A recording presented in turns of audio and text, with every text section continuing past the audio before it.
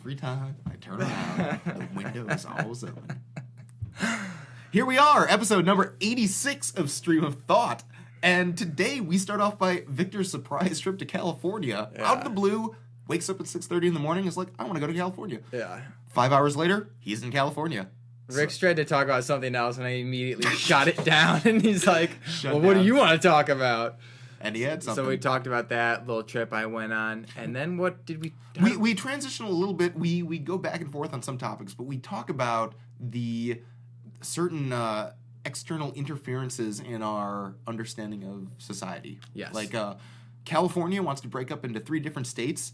Like, is it just California? Well, maybe California doesn't want to, but maybe there are people pulling strings, secret people that want it to be broken. We don't know. Is it a conspiracy? Yeah, I we don't know. kind of touch on it a little bit. Do your own research. And of course, that leads into our segue talking about our wonderful President Trump and his administration and the just current Political state of climate. affair Yeah. that is happening right now with people getting hired and fired. Boiling point. Pittsburgh has sent out their National Guard with a riot gear. Yeah. Not National Guard, but major crimes. Yes. Riot gear. Yes. In We preparation. knew what you meant. You know. Yes.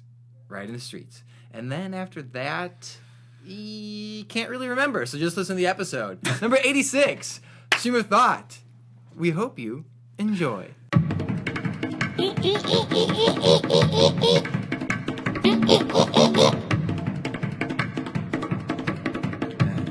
open us up other than I'm so tired, which was your opening salvo. I was trying to preempt that by cutting in there quick. I went to California.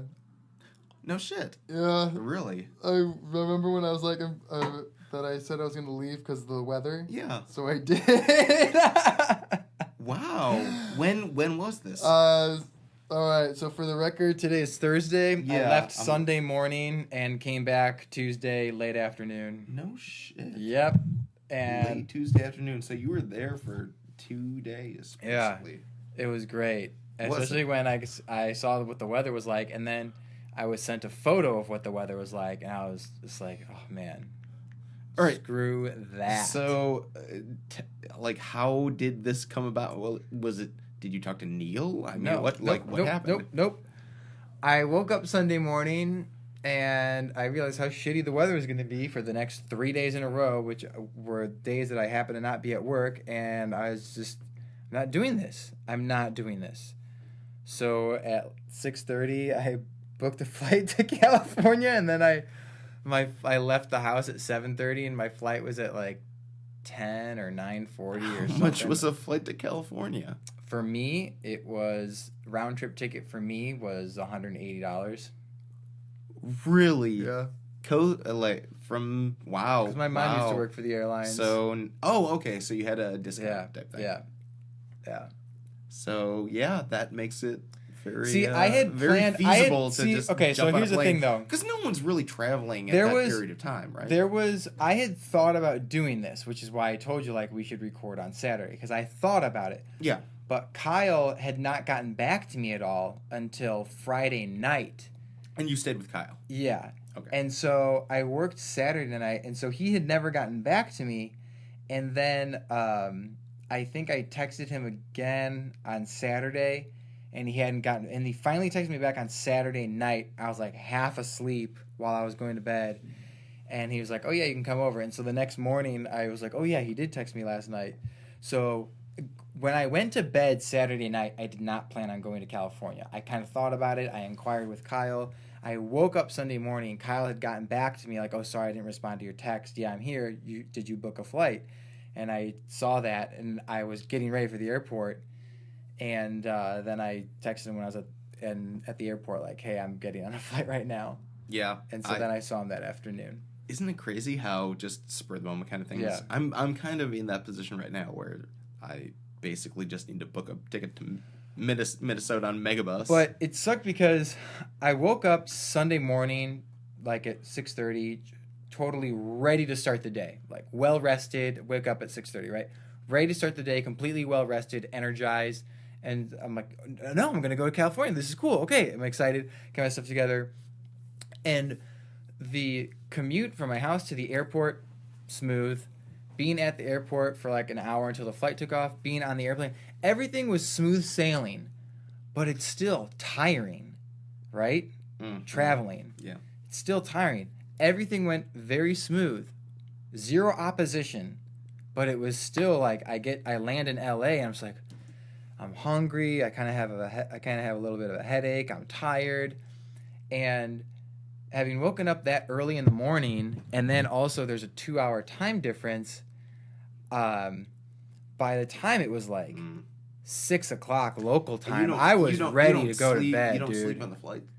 I can't sleep on airplanes. Oh, man. I can't sleep on airplanes. I feel like a lot of people are... That is my nap time, my friend.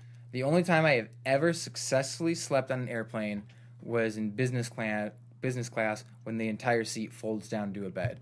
I cannot sleep on airplanes. Wow. And that's unfortunate. Dude, it sucked. It's like a lullaby, my friend. Just Dude, think about it. You're sucks. getting rocked to sleep. No. What happens is I start to fall asleep and then I do this. I jerk up. I jerk up. That almost sounded kind of weird.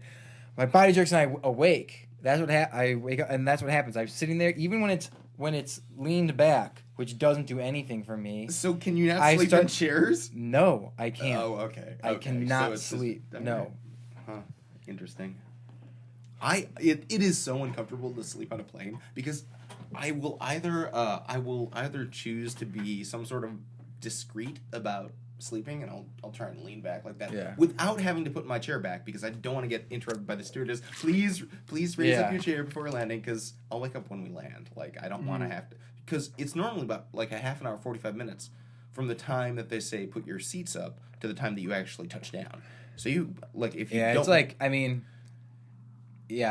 say 30 minutes at max. 20 minutes usually is like the 20-minute marker. Yeah. So if you, it's 20 extra minutes, and it's not that much of an incline. Or I will just choose to be totally disregard my settings and just go clonk forward. Would you want to though? Would you want to have to drooling, sleeping, snoring? But would you want to have that gentle, like everybody put your seats up, please, like 20 minutes advance, or would you like to see some policy where you can have your electronic devices off, you can be leaning back, and then last minute, right, as they're descending, all right, people, move, you move, tray tables up, seats in their upright position, all electronic devices turned off, now go, and have this abrupt change just to savor an extra 20 minutes. No, that's so stupid. I would like to see that happen. That would be absurd. I am more than happy. By the way, they now do allow you to have headphones and stuff in when you're landing. So you can totally listen to music or podcasts or anything like that. And for me, I'm just like a flight for me, I'm not able to do very much work on a flight. Like for me, I am so much happier just sleeping because I feel like the rocking and just the gentle movement. As soon as it accelerates, it's like a time vortex. Yeah. Where I just sleep. Yeah, but on flights sleep that are descends upon me. On flights that are 4 hours long, they have Southwest doesn't because they're cheap bastards. I know they're the best. The best. All the other major airlines will have your own little touchscreen TV in front of you. It's great. Everyone has their own cell phone. It's great. No one needs a touchscreen TV anymore. Nope. Southwest. No. Without fucking doubt. Hate Southwest. Dude. And Midway Airport. Midway is great. Southwest is the best. You cannot find a better airline other than the fact that their planes recently have been kind of exploding in air. Really? There was a news story about 2 or 3 days ago. An engine exploded. Yeah, I heard killed about that. a passenger. Yeah, I heard about that.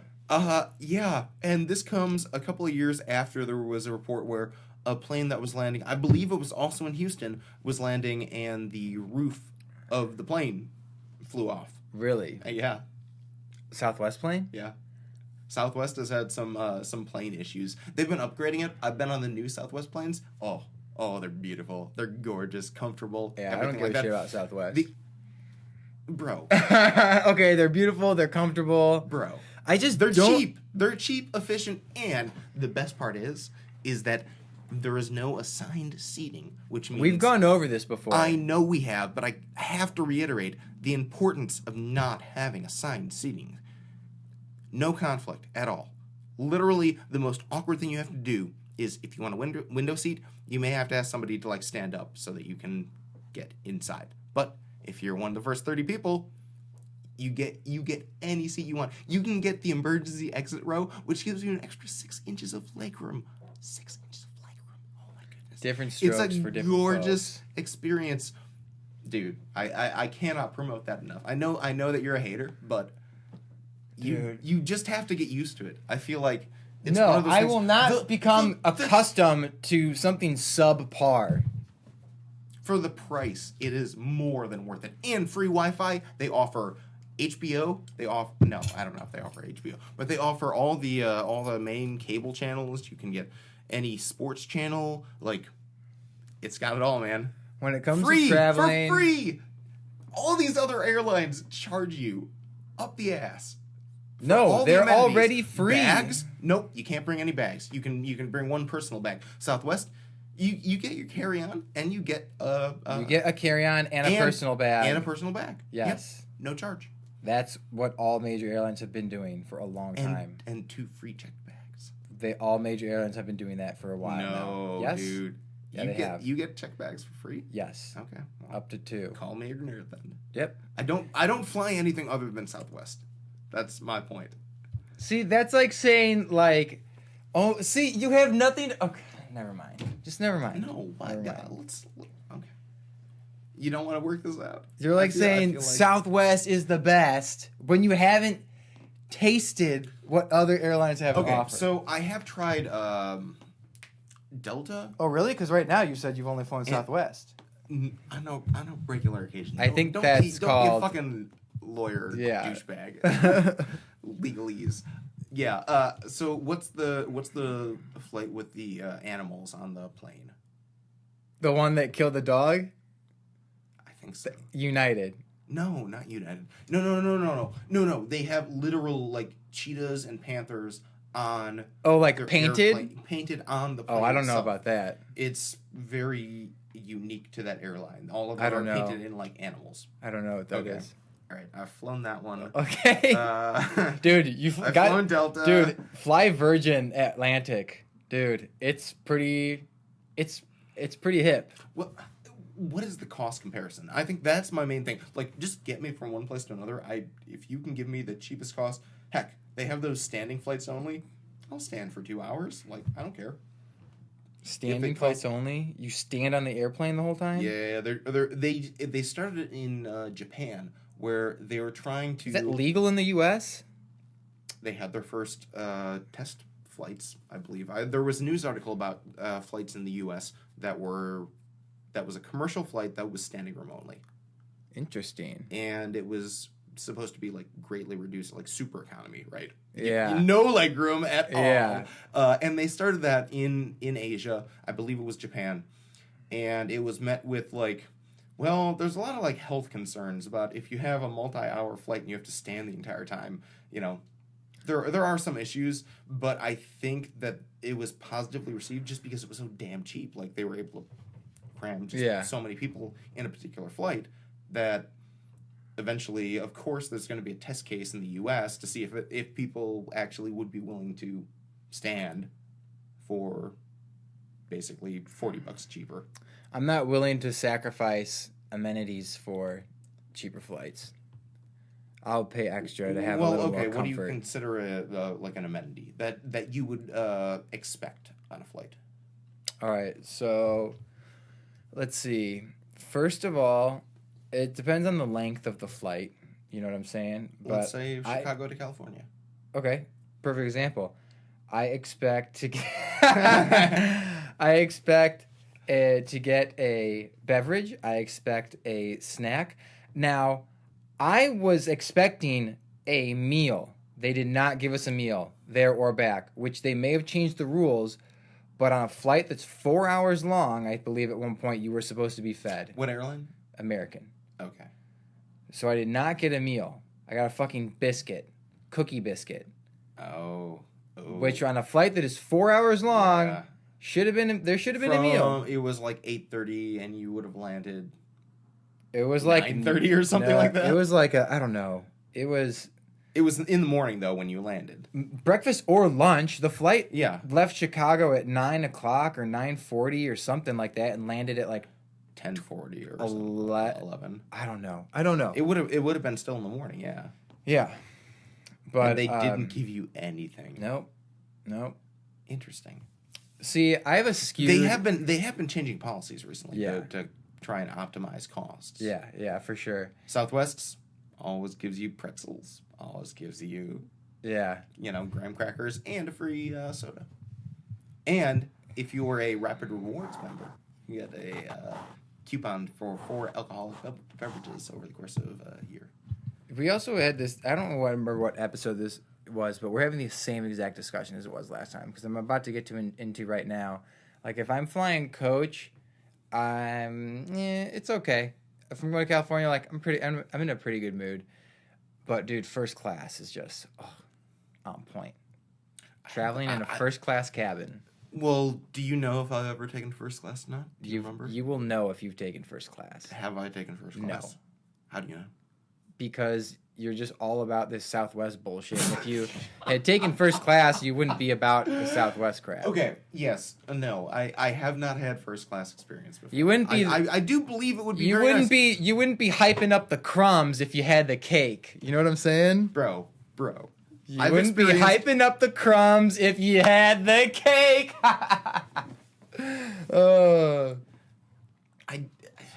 Okay. This you're this right. segment Yes. of the podcast is over. Airline talk has concluded. Is over. And in conclusion, Southwest is the best. No. place. You wouldn't. This wouldn't hype episode up of Stream of Thought is sponsored by none of the airlines we've actually listed. Pan Am. Yeah, Pan Am Get and your TWA. TWA. Get your flights now. Shout out to Frontier. Maybe it's Frontier with the animals on there. No, I think there's. I don't know. But when I was there, I'm going to show you some pictures that our listeners can't see. But when I was there, it was pretty fun because I went to the Hollywood sign. I never did that before that I went there. And Really? you park. Okay, so how many times have you visited California before? 1, 2, 3. This will be my fourth time. LA I've gone area, there. right? Yes. Okay, Yes. Yeah. and Oh yeah. I've been to Anaheim. Four times in LA then? 4 times in LA and I think 5 times total. I was in Anaheim when we went to Disneyland. Kyle. Yeah, to visit Kyle. Okay. So we get to the Hollywood sign and we park the car, and it's like about a 2 or 3 mile walk up the mountain to get to the Hollywood sign. But it's open to tourists. Yes, if anyone go there. Oh, okay. And Interesting. it takes like an hour to walk there. Really? Yeah, dude. It takes about an hour to walk there, and I didn't know that. And Kyle and I, we get there, and within 10 minutes of walking, I'm just like, oh boy, this is gonna be a journey. Because also, it wasn't too warm. It wasn't super warm. I was wearing the long sleeve shirt and jeans, right? So it was warm for me, but not warm enough where I'm like sweating, you know? Can you give a degree? It was like 70 degrees. Okay. Yeah. Yeah, so if you're hiking or whatever, it Yeah, can be so a if little, I'm walking at a steady pace, like heated up, my body feels warm, Yep. but I'm not Yep. sweating, right? Yeah. Oh, man, the fact that we have to describe that right now Yeah. shows we've been in Chicago Yeah. way too fucking long. Yeah, there's like What does 70 degrees feel 1,000 like? Oh, when you're walking and you're kind of warm, but then 70 you're going uphill. degrees in the sun feels like this. 70 degrees in the shade feels like this. 70 degrees after it's rained feels like this. 70 degrees with wind in the city feels like this. But 70 degrees in the suburbs feels like that. Yeah, there's like 1,000 different variations. Yes. For the same exact at weather. this time of year, absolutely. Yeah. And so we get there, and yeah, it takes about an hour to get to, and dude, we were so exhausted. I believe And it. then afterwards, after walking, we got some lunch at In-N-Out Burger. In-N-Out nice. Burger Yeah, is so great. The favorite of the West Coast It's delicious. elite. It is absolutely delicious. Got an animal style, which is like the secret sauce with Dude, I cannot tell grilled you onions. how many YouTube videos I've seen on In-N-Out Burger versus it's not Shake Shack, it's not Chick-fil-A. It's one of the other like regional chains. But Yeah. It's In-N-Out Burger. There's always comparisons between that chain and whatever Midwest chain there is. Yeah. But it was delicious. Yeah. I went to this place called Greystone Mansion, which is this mansion that an early oil tycoon in the West Coast had built for his family, and now it's like anytime they need to film a mansion scene in a movie, like that's the mansion that gets used. So that was pretty neat. And so you did a lot of touristy stuff then. Yeah, I always do touristy stuff, but I don't make myself known to be a tourist. I'm not that asshole with a fanny pack. Yeah. Or the strap camera. Yeah. I think when I think of tourists, I think of like I have this. Yeah, you say it. I have this Say image it. of what? Oh no! I have thought you this- were going to be super racist. No. Okay. I think tourists. No. What? Taking pictures of the same thing from 1,000 different angles. Japanese tourists. Yeah, no. Taking 10 billion No. pictures. But I think of like a family where the parents don't know what's going on. You know. They don't, or like a dad with high socks that go up to his knee, wearing sneakers and shoes on the beach, like the tourist ever. But yeah, we walked around Hollywood Boulevard, went to the Hollywood sign, went to Greystone Mansion, got some In-N-Out Burger, and that was most of the day. Walked up and down Venice the first day I was there.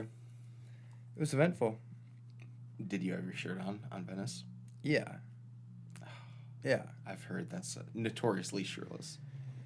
Yeah, I mean, it's California. It's like super nice weather all the time. So a lot Anyway, of people how don't many have their shirt on. how many pop stores did you end up seeing over the course? I didn't see any, but I did realize, I would be surprised if someone who lives in California goes one day without smelling any weed.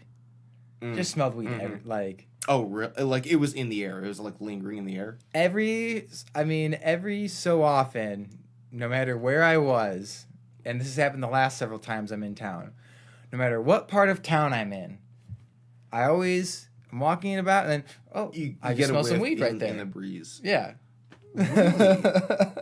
That is For fascinating. sure in Venice and Santa Monica. Now you've been to Denver too a bunch, Yes. right? No, Like, I've only been there once. Oh, okay. Denver. Was yeah. that a similar kind of? You would get the whiff every once in a No, while, because or- when I was there, it was winter and I wasn't outside a whole lot. Oh, okay. But I did walk into a weed store and bought some weed.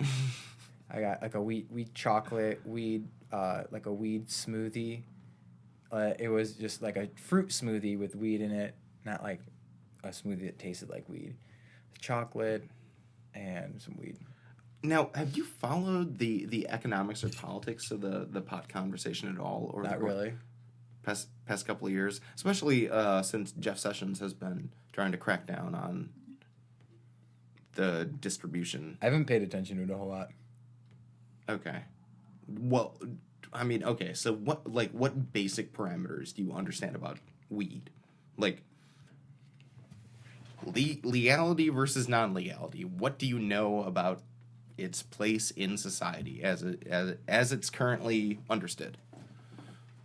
To sum it up, there have been several states that want it and have passed legislation to make it legal, and Big Brother is saying no, you can't, and they are completely contradicting the idea behind statehood in general. So where does the law lie then? Do you know at all? So technically, it would be... Well, here's the weird thing. So, like, those are things that the states should have autonomy over. Age to drive, age to get married, alcohol, like these small things, weed, abortion, and the federal government, Big Brother, is just like taking control pretty much over everything, saying no, because we're Big Brother, because we're the federal government, this trumps what the state government wants to do. And Jeff Sessions is a guy that's got a huge metal rod up his ass and has no business fucking around with what majority of the people feel like should be perfectly legal substance. Wow.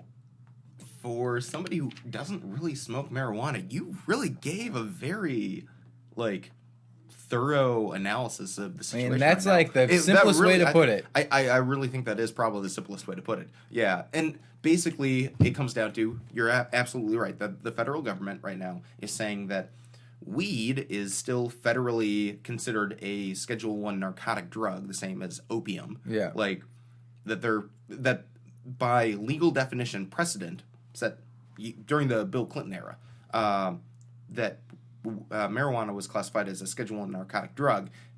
Obama administration chose to ignore that and say, DEA and Department of Justice, focus your efforts on stopping violent crimes. Like, if they are drug traffickers, focus on that, but focus on the violent crimes.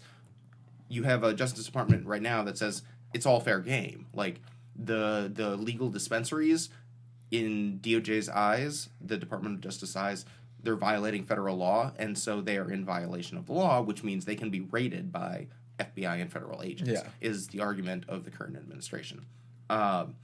They have chosen, however, I will say, they have chosen to take a similar approach to the Obama administration when it comes to the corporations. They're not raiding marijuana farms of growing corporations. Like, they're not... Like, they're going after... they're focusing more on, like, illegal immigrants and drug traffickers than they are on corporations who are, like, in states where they have passed marijuana laws and it's all legalized. So there's this weird tension of, like, Jeff Sessions, who has, yes, a metal rod up his butthole, has said we don't have the resources to be able to do what we want to do, which is eliminate all marijuana from the conversation and just wipe it off the map. We don't have the money or manpower to be able to enforce that on a state-by-state level, so our resources are not well spent on companies that are going to be paying taxes and lots of taxes on marijuana sales. Instead, let's focus on people who aren't paying us taxes, that is, the illegals in our society, more or less. So, yeah, it's very interesting because like you said, I mean, everywhere that you went in California, it's legal in the state recreationally, and so you smelled it everywhere. Like, no one's worried about the feds, like, descending on the state and, like, rounding people up and trying to enforce it. So, it's unfortunate. Some, like, the victims of what's going on right now are more people who can't afford to defend themselves or can't afford to travel from Chicago to California on a 2-hour notice. Yeah. But yeah, it is a fascinating situation. I think that the Midwest is going to be the next wave that legalizes.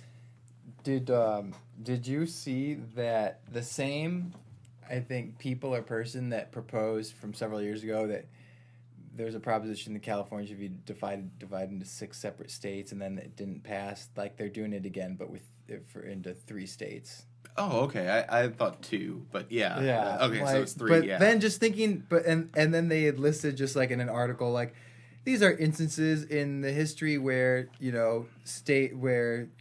more than one state was created, out of it just made sense, and just think like, oh man, that would be really interesting to be around if all of a sudden, more than out of one state, 2 or 3 states were created.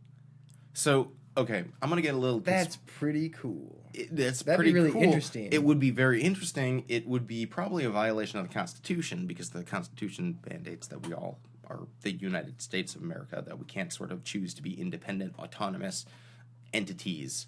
We have agreed upon our boundaries that we are part of a unified federal government. Like, we all fall under the umbrella of the federal government. So the challenge of creating new states is, well, I mean, to whom are they autonomous, right? The California portion, or whatever chooses to remain the California part, will obviously still be incorporated, but those parts that have declared independence from California may have a little more trouble in determining their place. I don't think within it's like the country. I have to reread this, but it's not like it's not like a South seceding from the North type thing. It's like, no, this should be split up for economical reasons, and this is what it's not. They're not trying to break away like Quebec from Canada or anything like that. They're trying to It's change the electoral makeup or whatever. They're not necessarily trying to create new states, right? Or are they trying to create a new state? Or like No. Northern California, Southern I California? think it'd be like California, Northern California, Southern California. As different states or as Yeah. different... Okay. So it's interesting because I will throw this piece of... I'm not going to say it's a conspiracy theory, but it is out there in sort of the realm of where where it may seem like I'm leading. So kind of conspiracy-ish, but it's well reported. And long story short, Russia, over the course of the Cold War, since the end of the Cold War, in around, I want to say it was the second Bush's presidential administration. Could have been George H.W. Bush and Reagan. But Russia has changed their perspective. It comes back to Russia. Like, bear with me. So Russia has various interest groups that support, in the same way that they've been accused of influencing the 2016 election with Russian hacking. I'm sure you've heard of Russian hacking and all that sort of stuff. That's not the only area that they are actively involved in. They back channel through their oligarchs, which is their multimillionaires, right? And we've discussed this before, right? How the politics in Russia work. Where if you're wealthy, it's because you support the government. If you don't support the government is able, because they have a 150% tax rate or something like that, they're able to strip wealth from anybody who opposes them. And so basically, if you have money, it shows that you are on the government side and you more or less operate on behest of the Kremlin. So over the course of the past 2 decades or so, the Kremlin has been supporting independence movements, interestingly enough, in California, Alaska, also in Iowa. And that has to do primarily with the connection that they have with the agricultural industry, where a lot of farm equipment that was developed in that area in Iowa was sort of state-of-the-art, revolutionary. And you had, it was Gorbachev, I believe, who ended up coming over to meet with the governor of Iowa to learn about how they used agriculture, because they had to feed so many people in Russia, and the climate was so harsh. You have a similar situation with Iowa, where, what do you do during winters where you have a very short summer, that sort of thing. And so you have this ongoing relationship, same way with, like, California. They had various agricultural interests in those regions and would send diplomats or the president himself to come meet with the governors or high state-ranking officials. And so Russia has not just a interaction with certain segments of the U.S. population, but they also have an investment in there as well. And recently, they have been explicitly funding secessionist movements from California, saying that California should establish its own sovereign territory, or a portion of California, northern, central, southern, should establish their own independent autonomous regions, independent from the United States and independent from federal oversight, because they're not part of the 50 states that we currently have. That being said, Russia said, or they said through the back channels, that Russia would support these independent states in their bids to become free from the United States federal government. And so you have various secessionist leaders saying, we have financial backing, we can do this, we just need the support to, like, pass it through, like, the state constitution and make ourselves, like, independent kind of thing. Yeah. So it's a very interesting backstory of, there are these sort of nefarious, invisible shadow hands in the background that may not necessarily, like, direct things, but they certainly help it along. Yeah. Because it helps their cause. I was not aware of that. Interesting, though. Very interesting. I don't know if you followed, I don't know if, like, Screw Curly has covered the issues of the day as it relates to... Fuck Jerry? Oh, sorry, fuck Jerry. What? If they've mentioned the sort of swirling controversy and just the hurricane that is our national politics right now. I'm not if up. you know the sort of status of the landscape that we're at in this current moment, which may change next moment. So I don't know how topical or relevant this may be. I'm not updated. What is it? Well, did you hear about Trump's lawyer getting searched by the FBI? Yes. The no-knock warrant. Yes. Okay. That's all I know. I don't know anything else. Yeah, and so basically he's lost all of his appeals to try and be like attorney-client privilege, and the court has more or less said doesn't really apply to the situation because turns out that attorney-client privilege doesn't extend to people who, attorneys and clients who are conspiring to commit crimes. Mm-hmm. Like, that is not covered by privilege.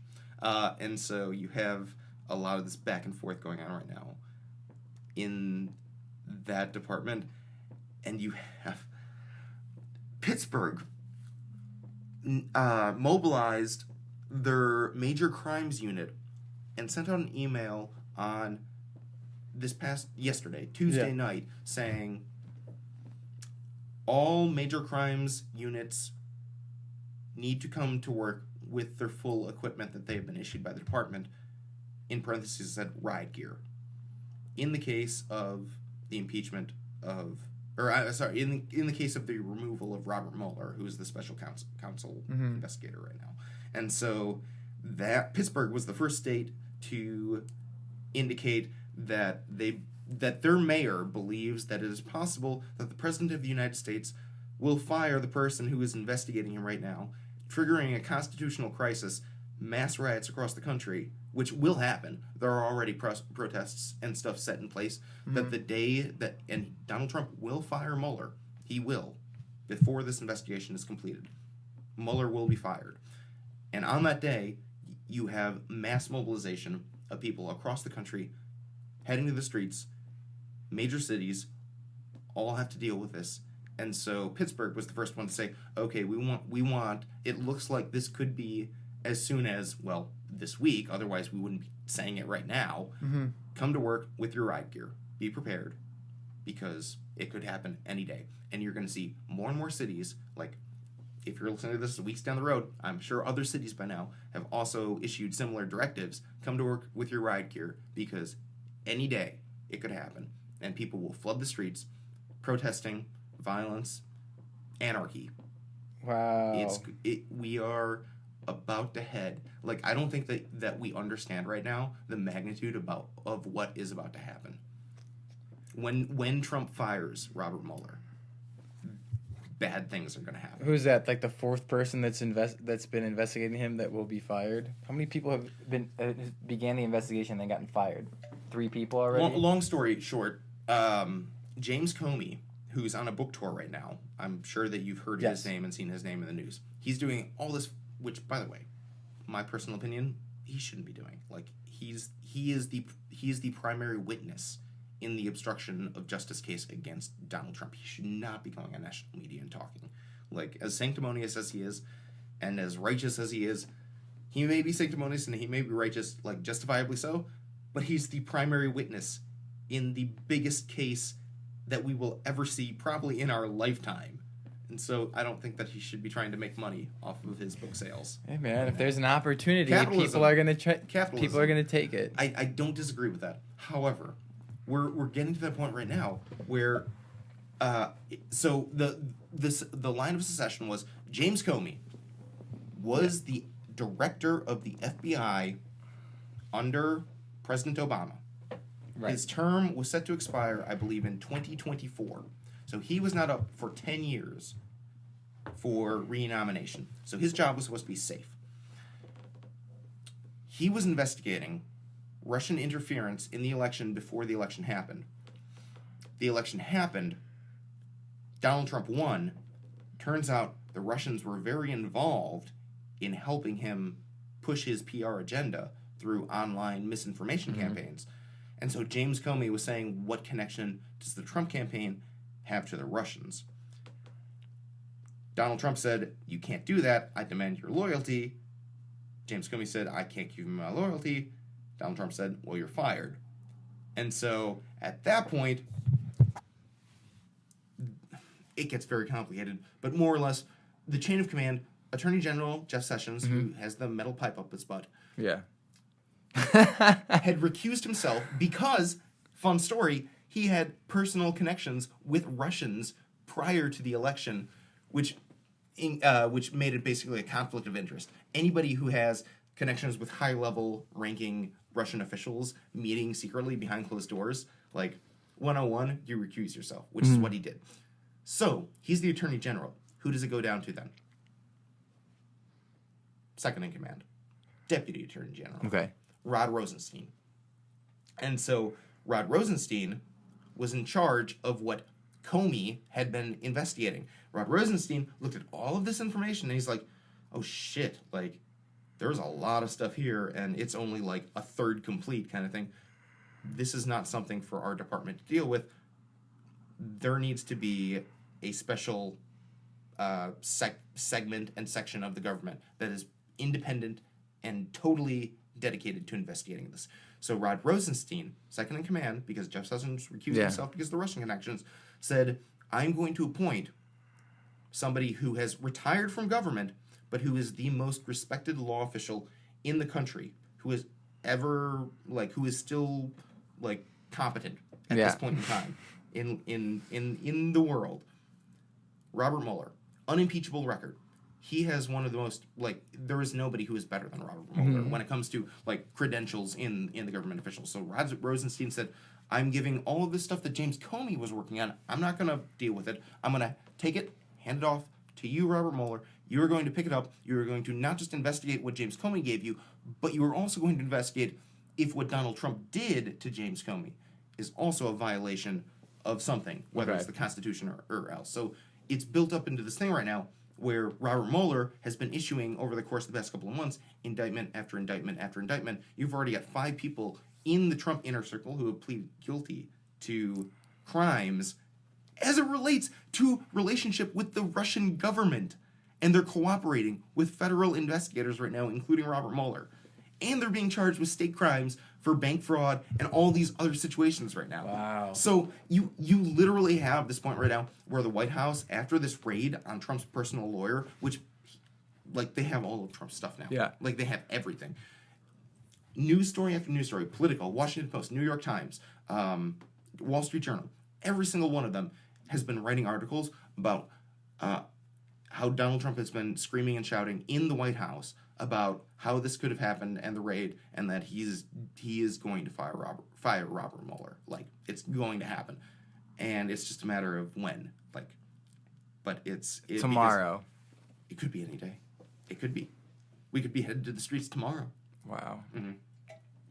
So if that happens, well, it's not as simple as he fires Robert Mueller. Yeah, a few more things have to happen. He has to order, not Jeff Sessions, because he's recused. He has to order the person who hired him, Rod Rosenstein. He has to say, Rod Rosenstein, I am ordering you to fire Robert Mueller.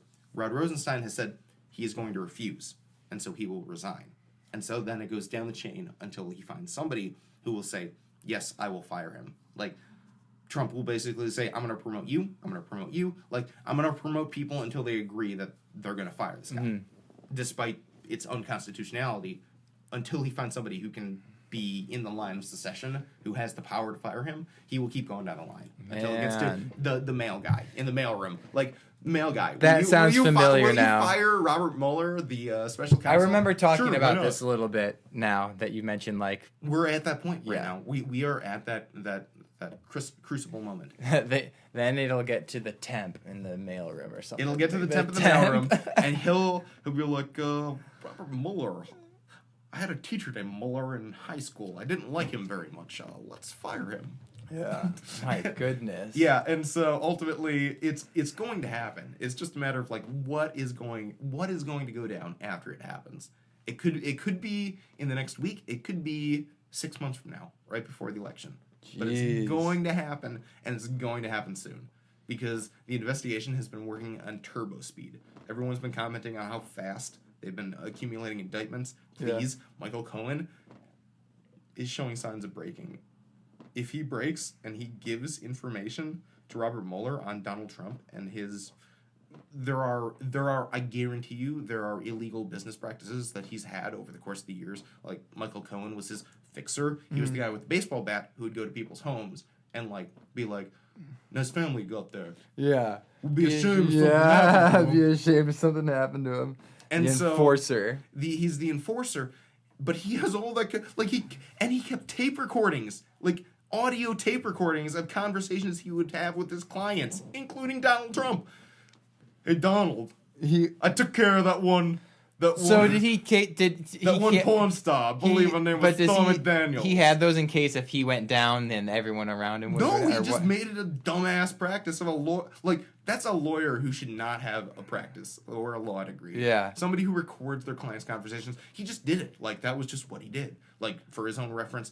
And I think they were saying his justification was that, like, then he could be like. When he recorded the conversations of like threatening calls to like clients, Donald Trump's like people that he wanted eliminated, he wanted to be able to like play the tape to Donald Trump and say, "Look at how I dealt with them. Look at how look at how I shut them up. Like they're gone. Got it. Don't worry about it. Yeah. Don't worry about it." Okay, I see. And so it was more of a braggadocious thing, which is why they did the no-knock warrant, because they said if they were to say, "Give us all your files, including your audio files of these phone conversations," you think Michael Cohen's gonna give over these? Hey, no, I took him out with the baseball bat. Like, of course not. So they burst in and they took all the physical and audio evidence, which apparently includes some of those conversations. Wow. Yeah. Yes. And so right now he's looking at minimum 10 to 15 years in jail, which means he's got to work out some fucking sweet ass deal. He has got to give up the president himself if he wants to avoid excessive jail time, because he's facing federal and state crimes, bank fraud in New York, and federally criminal matters, man, intimidation, etc. Man, old folks be acting naughty, breaking the rules, which is why we are where we're at right now. It'll be very interesting to see what happens, especially in the burbs right now, which, by the way, has swung massively Democratic. Our area, where I think you're telling me we're that at right now, we have a environmental scientist who is the Democratic nominee for the House to replace Peter Roskam. Mm-hmm. It's looking pretty good that Peter Roskam, this is his last term. It looks like Sean Casten is going to be the new representative. We're seeing signs for that. Yeah, and it really is looking like he's going to win in a pretty solid margin right now, according to those signs still torn up on the parkway in front of your house. I don't know. They had the town recycling, so I'm sure they picked them up. You know. That was funny. Who are these people putting the signs in my yard? That was so funny. You told me that to me, like right after I saw that, and I think I was like, oh, I wonder how did that happen? People these days. Maybe rip them up. I watched a video on Mark Zuckerberg being asked questions by Congress, because it's the first time I actually spent time watching. What a bunch of idiots we have on Capitol Hill in regards to their knowledge on the internet. Like, they'd ask him a question, he would answer that question. No, but what I'm saying is this, and you'd look at Mark Zuckerberg and he'd be like, I just gave you the answer. Like, what? How else should I frame this? Like, I just gave you the answer. I am a human. I will respond to command prompt. Yeah. Command prompt. So when you close out Facebook, can Facebook still monitor what you do?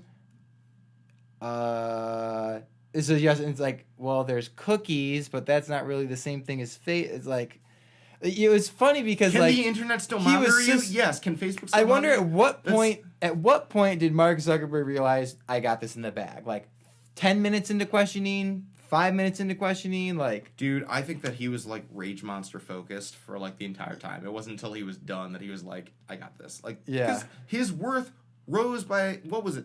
6% or something like that. Something like $2 billion. 6%. Like, his net worth rose by something like $2 billion over the course of that time. Like, fucking A!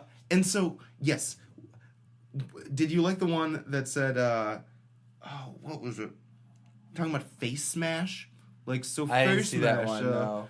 Is that website where you can compare women to each other still thing? And Face Smash was like something that was mentioned, I think, one time in the Social Network. In the Social Network. It was like in a movie. And he's bringing this stuff up.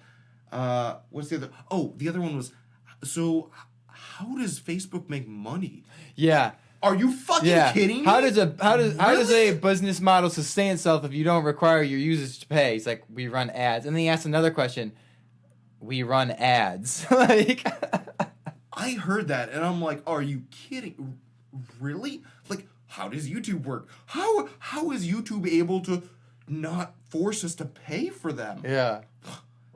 Doesn't make any sense. You know those fucking skip ad things? Yeah. That's exactly Yeah, for sure. So yes, to show. By the way, guess the median age for a U.S. senator. Median. All right, let's see here. What's that fancy word for average? There's median, mode, and then what was the other one? Remember in math class? Yes. Median, mode, and something else. I'm going to say 67. Oh, you're a little high. It's 60, Really? 63. Okay.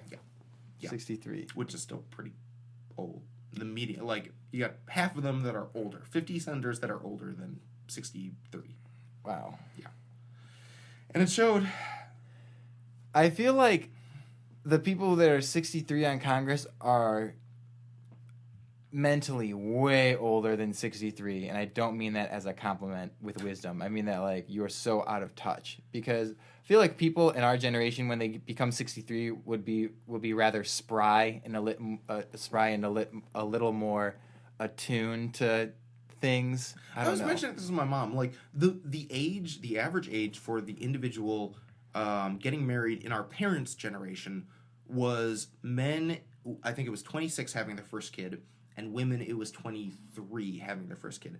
Nowadays, it's 28 for women having their first kid and like 30 for men having their first kid. The average age. Yeah. And so the fact that like older is younger nowadays in a way that, like, with technology, I feel like, it's like we necessarily, like, my mom uses Facebook. My mom uses, like, social media. She understands how YouTube works. She understands, like, the basics of that. And I feel like the difference between that generation and, like, my grandmother, for example, like, there's a huge difference in how they understand the world to be, because somebody like my mom knows that the world's interconnected. Access to all human knowledge is available if you log onto the web. You just need to know where to look. Whereas our grandparents may be like, well, this is strange. Like, how is that possible? How is all human knowledge possible on this square device that hasn't been used in 10 years and is called the first generation of Microsoft computers that's in that weird box shape form? Yeah.